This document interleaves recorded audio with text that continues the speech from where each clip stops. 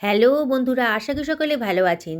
সেদ্ধ করা আলু, সেদ্ধ করা ডিম আর খানিকটা মেথির শাক দিয়ে অসাধারণ টেস্টি একটা স্ন্যাক্স রেসিপি বানানো যায়। আপনারা দেখলে অবাক হয়ে যাবেন। আমি ৫খানা ডিমকে সেদ্ধ করে নিয়েছি আর ডিমগুলোকে মাঝখান দিয়ে কেটে নিচ্ছি।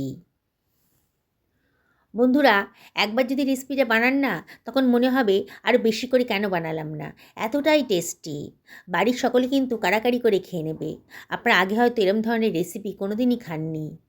একবার বানিয়ে দেখবেন, অসম্ভব টেস্টি। আর একবার বানালে কিন্তু বারে বারে আপনাদের বানিয়ে খেতে ইচ্ছা করবে। চলুন তাহলে আমি কীভাবে বানালাম সেটা দেখিয়ে দিই। আমি এখানে ১ আঁটি মতো মেথির শাক নিয়ে নিয়েছি। মেথির শাকের মোটা মোটা ডাঁটাগুলো আমি ফেলে দিয়েছি আর কচি ডাঁটাগুলো আর পাতাগুলোকে রেখে দিয়েছি। এবার মেথির শাকটাকে আমি কেটে নিচ্ছি। খুব বেশি মিহি করিনি, দেখুন সামান্য একটু কেটে নিয়েছি। এবার সরিয়ে রাখছি। আমি ২খানা মাঝারি সাইজের পেঁয়াজ নিয়ে নিয়েছি। পেঁয়াজটাকেও কেটে নেব। দেখুন পাতলা পাতলা করে পেঁয়াজটাকে আমি কেটে নিলাম। আমি যে পরিমাণ ডিম নিয়েছি আর মেথির শাক নিয়েছি তাতে আমার ২খানা পেঁয়াজই লাগবে। আপনারা যদি মেথির শাকের পরিমাণ আর ডিমের পরিমাণটা বাড়ান তাহলে পেঁয়াজের পরিমাণটাও বাড়িয়ে দেবেন। কতগুলো কাঁচা লঙ্কা কুচি করে কেটে নিলাম। খানিকটা ধনেপাতাও কুচি করে কেটে নিয়েছি। খানিকটা রসুনের কোয়াও আমি কুচি করে কেটে নিলাম। সব সরিয়ে রাখছি। এবার কেটে রাখা ডিমগুলোর ভেতর 1/4 টেবিল চামচ মতো লবণ আর 1/4 টেবিল চামচ মতো গোলমরিচের গুঁড়ো দিয়ে দিলাম। দিয়ে ডিমের গায়ে এই মশলাটা একটু মাখিয়ে নিচ্ছি।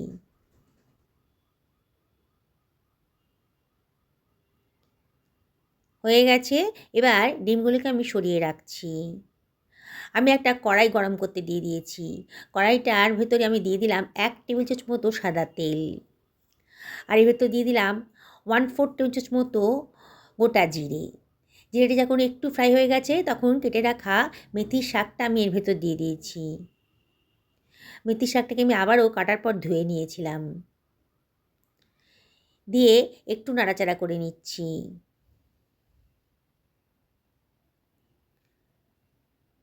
দেখুন মিনিট খানেক বাদে এর ভেতর দিয়ে দিচ্ছি 1/2 টেবিল চামচ লবণ। দিয়ে আবারও সব কিছু ভালো করে মিশিয়ে দিচ্ছি। এবার আমি এর ভেতর দিয়ে দিচ্ছি 1/4 টেবিল চামচ হলুদের গুঁড়ো, 1/2 টেবিল চামচ ধনের গুঁড়ো, 1/2 টেবিল চামচ জিরের গুঁড়ো, 1/2 টেবিল চামচ লঙ্কার গুঁড়ো। আবারও সব কিছু খুব ভালো করে মিশিয়ে নিচ্ছি। অনবরত কিন্তু নাড়তে হবে। দেখুন মশলাটা একটু ভাজা ভাজা মতো হয়ে গেছে। এবার আমি এর ভেতর দিয়ে দিচ্ছি 2 টেবিল চামচ মতো বেসন। এই সময় কিন্তু গ্যাসের ফ্লেমটা একেবারে লোতে রেখে দিয়েছি। বেসনটা দিয়ে আবার আমি সব কিছু ভালো করে মিশিয়ে নেব। এইভাবে রান্না করলে বেসনের কাঁচা গন্ধটা আর থাকবে না। দেখুন বেশ শুকনো শুকনো হয়ে গেছে যখন, তখন আমি এর ভেতর দিয়ে দিচ্ছি সেদ্ধ করা আলুটা স্ম্যাশ করে রেখেছিলাম, দিয়ে দিলাম। আর এর ভেতর দিয়ে দিচ্ছি রসুনের কুচিগুলো, দিয়ে সব কিছু আবারও ভালো করে মিশিয়ে নেব। গ্যাসের ফ্লেমটা লোতেই রেখে দিয়েছি, নাহলে পোড়া লেগে যেতে পারে। দেখুন খুব সুন্দর করে আমার মেশানো হয়ে গেছে। এবার এটাকে আমি ঠান্ডা করতে অন্য একটা পাত্রের ভেতর রেখে দিলাম। এর ভেতর দিয়ে দিচ্ছি কেটে রাখা পেঁয়াজ কুচিটা, লঙ্কা কুচিটাও দিয়ে দিলাম, আর দিয়ে দিচ্ছি ধনেপাতা কুচি। এর ভেতর আমি দিয়ে দেব 2 টেবিল চামচ মতো চাট মশলা, দারুণ টেস্ট আসবে। এবার 1/2 টেবিল চামচ মতো জোয়ান হাতে ডলে দিয়ে দিলাম। জোয়ানটা দিলে অম্ল গ্যাসটা কম হবে।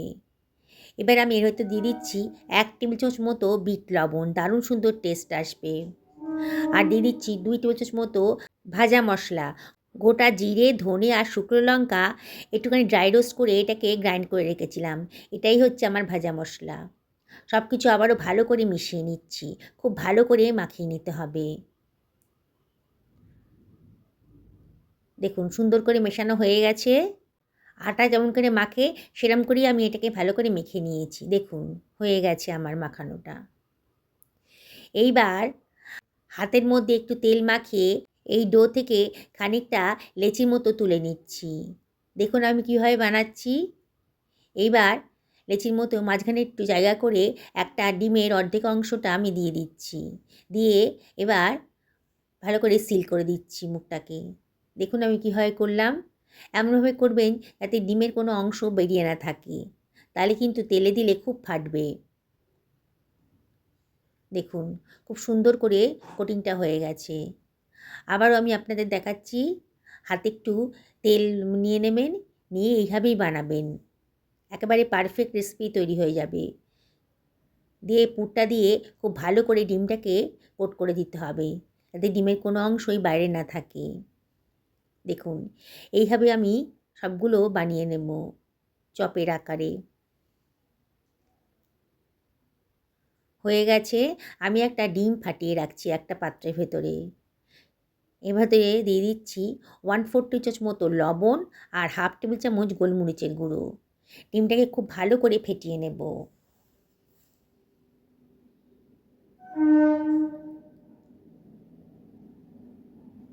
সুন্দর করে ফেটানো হয়ে গেছে। এবার আমি এর ভেতর দিয়ে দেব 1.5 টেবিল চামচ মতো কর্নফ্লাওয়ার, বাইন্ডিংসের কাজ করবে। দিয়ে আবারও হুইস্কের সাহায্যে খুব ভালো করে মিশিয়ে নিচ্ছি সব কিছু। আমি হাফ বাটি পরিমাণ দুধ নিয়েছিলাম, অল্প অল্প করে দুধ দিয়ে ভালো করে এটাকে ফেটিয়ে নেব। পুরো হাফ বাটি দুধই আমি দিয়ে দিলাম, দিয়ে খুব ভালো করে এটাকে ফেটিয়ে নিয়েছি। সরিয়ে রাখছি। আমি একটা পাত্রের ভেতর 1 বাটি পরিমাণ ব্রেড ক্রাম্বস নিয়ে নিয়েছি, আর ভেতর দিয়ে দিলাম 1/4 টি-চামচ মতো লবণ, আর 1 টেবিল চামচ কর্নফ্লাওয়ারও দিয়ে দিলাম, 1/4 টি-চামচ মতো লঙ্কার গুঁড়োও দিয়ে দিলাম, দিয়ে সব কিছু ভালো করে মাখিয়ে নিচ্ছি।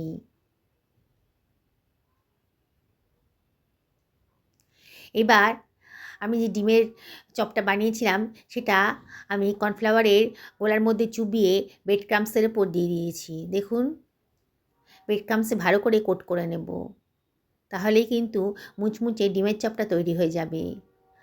আপনারা তো আগেও নানানভাবে ডিমের চপ বানিয়ে খেয়েছেন। এইভাবে মেথি দিয়ে ডিমের চপ আগে হয়তো আপনারা কোনো দিনই খাননি। অবশ্যই একদিন বাড়িতে বানিয়ে ফেলবেন। যেসব বন্ধুরা এই রেসিপিটা দেখছেন অথচ এখনও আমাকে সাবস্ক্রাইব করেননি, তাদেরকে আমি রিকোয়েস্ট করবো আমার চ্যানেলটা সাবস্ক্রাইব করার জন্যে। দেখুন আমার কিন্তু চপগুলো রেডি হয়ে গেছে। টাইম থাকলে পরে আধ ঘন্টা ফ্রিজে রেখে দেবেন, তাহলে খুব পারফেক্টভাবে চপটা বানাতে পারবেন। আমার তেলটা গরম হয়ে গেছে, আর এই গরম তেলের ভেতরে আমি চপগুলো দিয়ে দেব। একসাথে বেশি চপ দেব না, অল্প অল্প করে ব্যাচে ব্যাচে ভাজতে হবে। গ্যাসের ফ্লেমটা মিডিয়াম টু হাইতে রেখেছি, আর হাতায় করে তেল নিয়ে চপের গায়ের ওপর দিয়ে দিচ্ছি। এইভাবে চপগুলো ভাজবেন, দেখবেন একটাও ফাটবে না।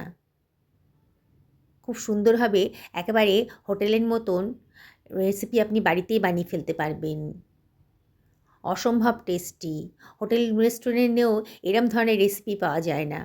এতটাই টেস্টি রেসিপি আপনি বাড়িতেই বানিয়ে ফেলতে পারবেন। যেসব বন্ধুরা ফেসবুক থেকে রেসিপিটা দেখছেন তাদেরকে আমি রিকোয়েস্ট করব আমার পেজটা ফলো করার জন্যে। দেখুন এপিঠ ওপিঠ করে খুব ভালো করে লাল লাল করে ভেজে নিয়েছি। এবার একটা স্ট্রেনারের ওপরে তেলটা ঝরিয়ে রেখে দিচ্ছি। দারুণ মুচমুচে অসাধারণ টেস্টি স্ন্যাক্সটা রেডি হয়ে গেল। যাকে খাওয়াবেন না সেই কিন্তু অবাক হয়ে যাবে, এত টেস্টি কী করে বানালেন। আমি পরের ব্যাচের চপগুলো একইভাবে ভেজে নেব। দেখছেন তো বন্ধুরা কত সহজেই অসাধারণ টেস্টি একটা অজানা রেসিপি তৈরি করে ফেললাম। দেখুন আমার সবগুলো চপই ভাজা হয়ে গেছে। আমি একটা সার্ভিং প্লেটে এগুলোকে সার্ভ করে দিচ্ছি। এটা বানাতে 15 মিনিট মতো টাইম লাগবে, আর তাতেই কিন্তু বানিয়ে ফেলতে পারবেন অসাধারণ টেস্টি, হোটেল রেস্টুরেন্টেও পাওয়া যায় না এত সুন্দর স্বাদের একটা চপের রেসিপি। আমি খানিকটা কাসুন্দি আর টমেটো সস নিয়ে নিয়েছি, খানিকটা কাঁচা পেঁয়াজও দিয়ে দিলাম। চপের সাথে কাঁচা পেঁয়াজ, কাসুন্দি আর টমেটো সস খেতে কিন্তু দারুণ লাগে। আমি কতগুলো কাঁচা লঙ্কা একটু ভেজে নিয়েছিলাম, সেগুলোও দিয়ে দিচ্ছি। অসম্ভব টেস্টি। বন্ধুরা আমি আপনাদেরকে রিকোয়েস্ট করব একদিন অবশ্যই বাড়িতে বানিয়ে ফেলুন। দেখুন কতটা লোভনীয় হয়েছে, কি দেখেই খেতে ইচ্ছে করছে তো। তাহলে আর দেরি করবেন না, অবশ্যই একদিন বাড়িতে বানিয়ে ফেলুন। আমি একটা ভেঙে দেখাচ্ছি, বাইরেটা মচমচে, ভেতরটা কিন্তু অনেকটাই নরম আছে।